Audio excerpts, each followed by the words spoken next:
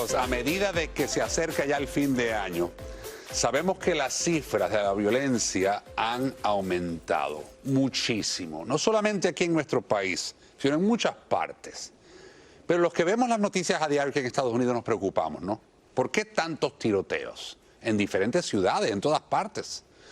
Señores, han dejado grandes cantidades de víctimas y un sinnúmero de actos de violencia también están ocurriendo en el hogar, lo que le llamamos la famosa violencia doméstica. Han marcado este 2022 y yo quiero saber qué es lo que está pasando en esta sociedad, por qué tanta violencia y qué podemos hacer nosotros para que se acabe este ciclo que hemos visto durante meses y meses en este año.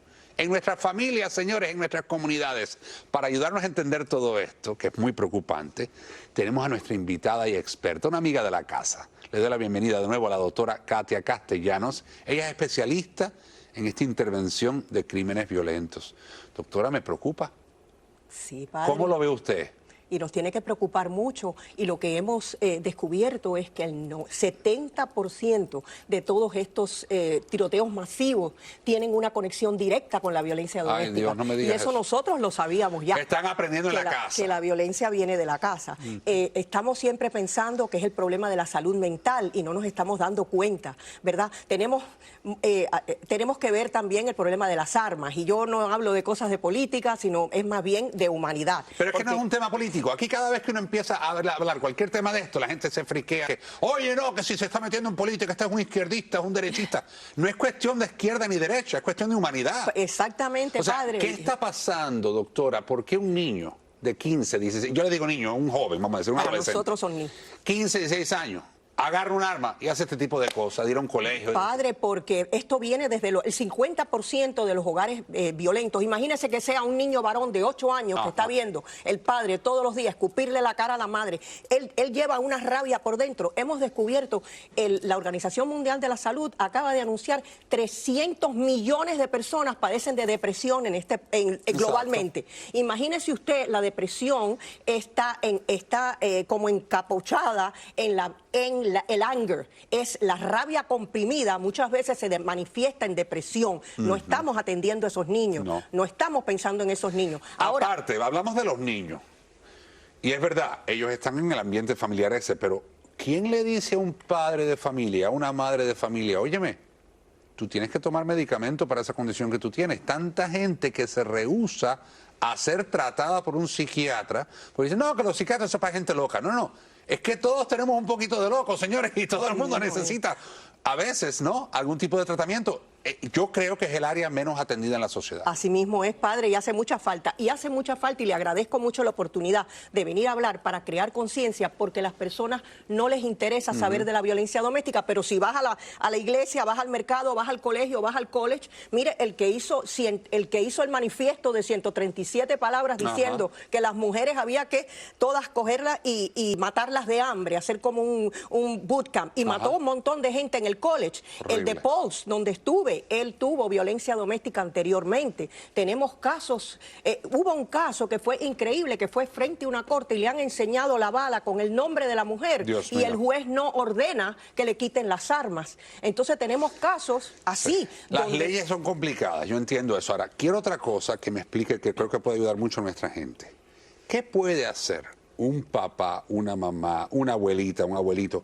¿Qué podemos hacer nosotros para explicarle a los muchachos y a los jóvenes adultos que están en casa con nosotros, explicarles el problema de la violencia? O sea, ¿hay algún instrumento que tenemos para decir, miren, esto se puede, esto no, esto es violencia doméstica, esto no? ¿Cómo se le explica? Padre, bueno, es que tampoco tenemos conciencia que tenemos que hacer esto en las escuelas desde que están pequeñitos. Y también tienen que haber, no solamente trust counselors, de saber el divorcio, no, tienen que saber qué está pasando dentro de los hogares para poder intervenir también, pero tienen que tener conciencia de lo que es violencia doméstica, porque muchas veces piensan que te escupan en la cara, y me lo dicen en mi cara las niñas de high school. No, él me escupe en la cara, él me agarra por los pelos, y me llama la palabra P, that's not violence, eso no es violencia. Entonces, si estos niños no tienen conciencia, ¿por qué?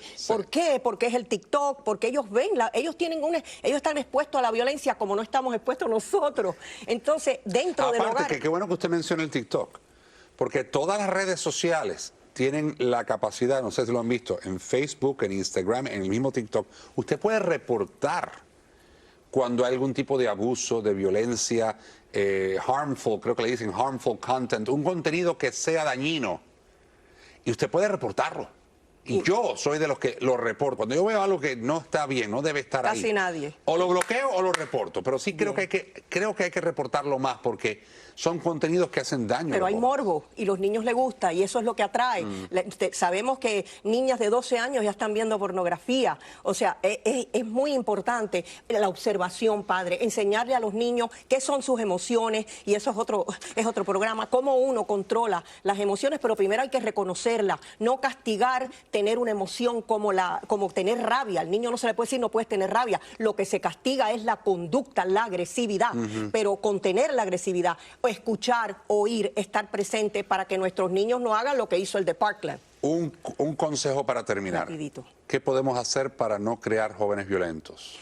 Vivir en paz dentro del hogar, tratar de que si ya eso no es un matrimonio, porque es una guerra entre todos, bueno, es mejor estar separados que juntos.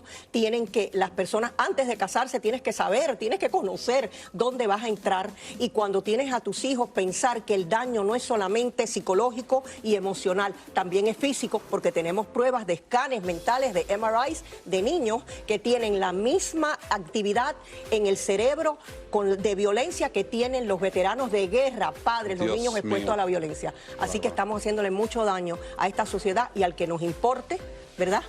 Mira el de German Wings, se mató él, mató 200 personas, todos viajamos. ¿Y por qué? 2 semanas antes había tenido un incidente de violencia doméstica. Tenemos que conectar.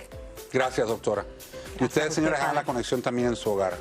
La paz, la tranquilidad, la reconciliación, el saber ser mejores cada día, eso es lo que más importa. Sí. Ustedes no se vayan porque al regresar, un autor cubano, un gran amigo, ha recibido premios a nivel internacional, un gran periodista, un gran escritor y un gran poeta, tengo que decir. Actualmente transmite diariamente hacia Cuba sus puntos de vista desde Radio República. Vamos a hablar claro hoy aquí con el señor Julio Estorino. Ya volvemos.